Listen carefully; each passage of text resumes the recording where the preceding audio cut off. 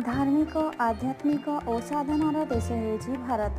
भारत रे पुरातन जुगर ही पूजार्चना और सिद्धि पाई मंदिर गुड़िक प्रसिद्ध रही। भारत रे एमिति बहुत गुड़िए मंदिर रही जोठी आश्चर्यजनक घटना और रहस्य मध्य लुचि रही, जहा भक्त और पर्यटक मानक पाई अद्भुतमय घटना अटे। नमस्कार फ्रेंड, मु रिया आपण मानकु किछि अजଣା यूट्यूब चैनल को स्वागत जनाउछि। आजिर एही भिडियो रे मु आपनकु 5 गोटी रहस्यमय मंदिर विषय रे जणाइबी, जहा कि आपण माने सुनिबी आश्चर्यचकित मध्य हो जाई पारंती। भारत रे एमिति अनेक गुड़िए मंदिर रहिछि जहार रहस्य आज पर्यंत वैज्ञानिक माने भेद करि पारि नाहांती।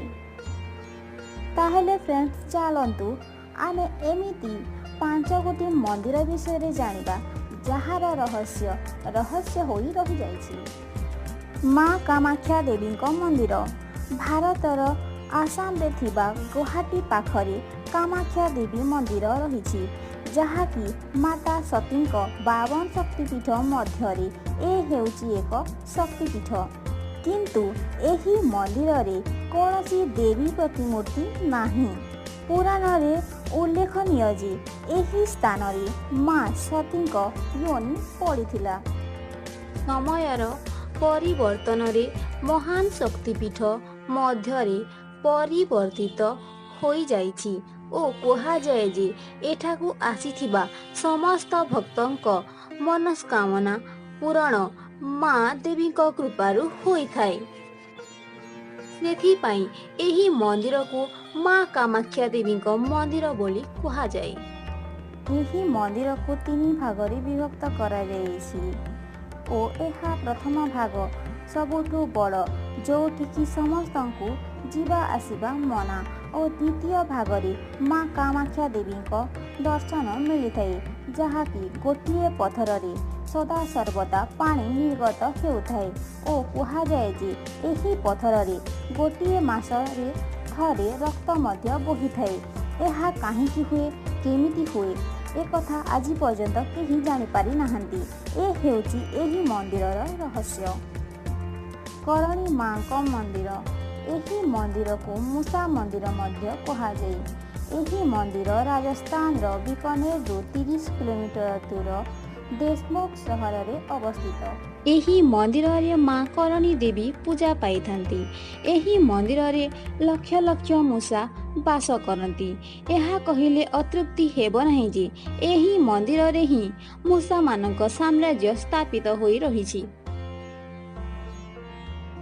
मान्यता रहिछि जे एही मंदिर रे अनेक संख्यक कला मूसा थिले मध्य कम धड़ा मूसा देखिबाकू मिली थांती। एही धड़ा मूसा जहाकू भी दर्शन देई थांती, सेही भक्तर मनस्कामना निश्चय भावरे पूरण होइथाए, एहार मान्यता रहिछि। एही मंदिर रे मूसा संख्या एते बेसी जे जणे मनीष पाद उठाई चली पारिबो नाही, सेही जनकू पाद घोसारी घोसारी आगकू बढ़िबाकू होइथाए।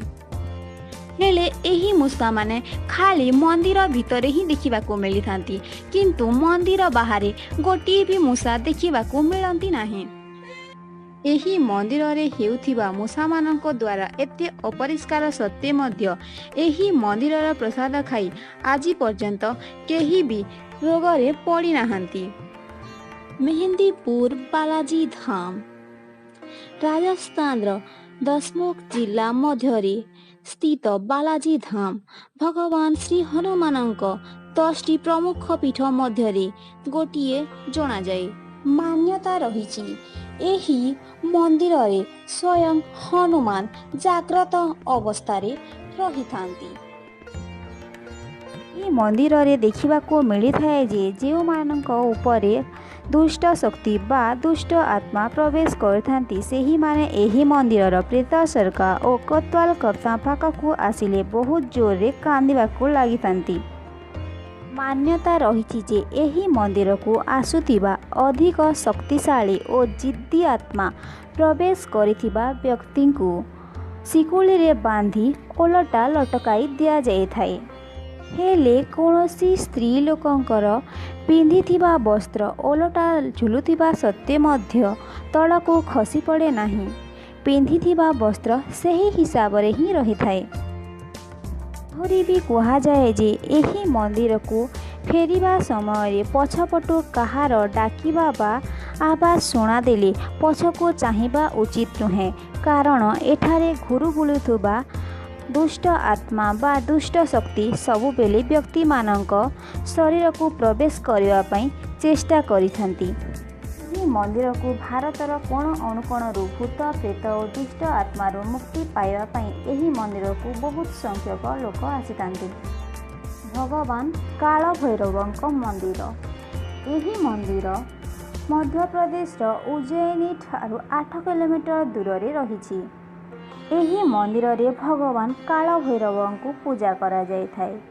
ଏହି ମନ୍ଦିରର ରହସ୍ୟ ଏହା ଯେ ଏଠାରେ ପ୍ରସାଦ ହିସାବରେ ମଦିରା ବା ମଦ ଭୋଗ ଲଗାଯାଇଥାଏ। ଏହି ମନ୍ଦିର ପରିସରରେ ବର୍ଷକୁ 12 ମାସ ଓ ଦିନକୁ 24 ଘଣ୍ଟା ମଦ ମିଳିଥାଏ।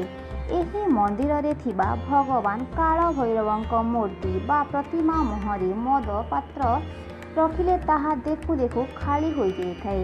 ଏହା ହେଉଛି ଏହି ମନ୍ଦିରର ଭଗବାନ କାଳଭୈରବଙ୍କ ଚମତ୍କାର ଭାବରେ ଲୋକେ ବର୍ଣ୍ଣନା କରିଥାନ୍ତି ଓ ଏହିପରି ପାତ୍ରରୁ ମଦ ସରିଯିବା ବା ଉଭା ହୋଇଯିବା ବିଷୟରେ ଆଜି ପର୍ଯ୍ୟନ୍ତ କେହି କହିପାରିନାହାନ୍ତି।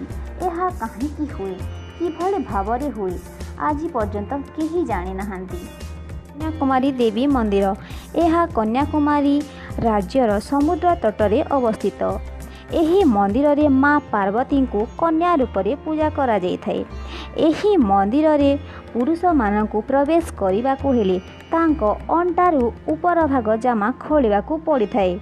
କୁହାଯାଏ ଯେ ଏହି ଜାଗାରେ ମା କୁମାରୀଙ୍କ ବିବାହ ହେବାର ଥିଲା, କିନ୍ତୁ କୌଣସି କାରଣବଶତଃ ଏହି ବିବାହ ସମ୍ପୂର୍ଣ୍ଣ ହୋଇପାରିଲା ନାହିଁ ଓ ବାହାଘର ପାଇଁ ଅଣାଯାଇଥିବା ଡାଳି ଚାଉଳକୁ ଏହି ସମୁଦ୍ର ତଟରେ ଫୋପଡ଼ାଇ ଦିଆଯାଇଥିଲା।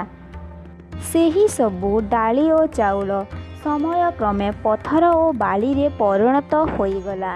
ଏହି ସ୍ଥାନରେ ରହସ୍ୟ ଏହା ଯେ ଆଜି ମଧ୍ୟ ଡାଳି ଓ ଚାଉଳ ଆକୃତିର ବାଲି ଓ ପଥର ଆଜି ମଧ୍ୟ କେତେ ଜାଗାରେ ଦେଖିବାକୁ ମିଳିଥାଏ।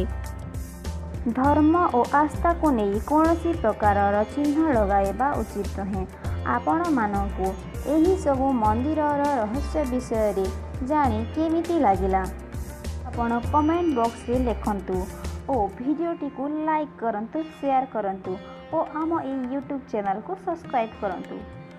ଆଜି ପାଇଁ ଏତିକି ଫ୍ରେଣ୍ଡସ୍, ବାଏ। ପୁଣି ଦେଖା ହେବ ଆଉ ଗୋଟିଏ ନୂଆ ଲେଟେଷ୍ଟ ଭିଡ଼ିଓକୁ ନେଇ।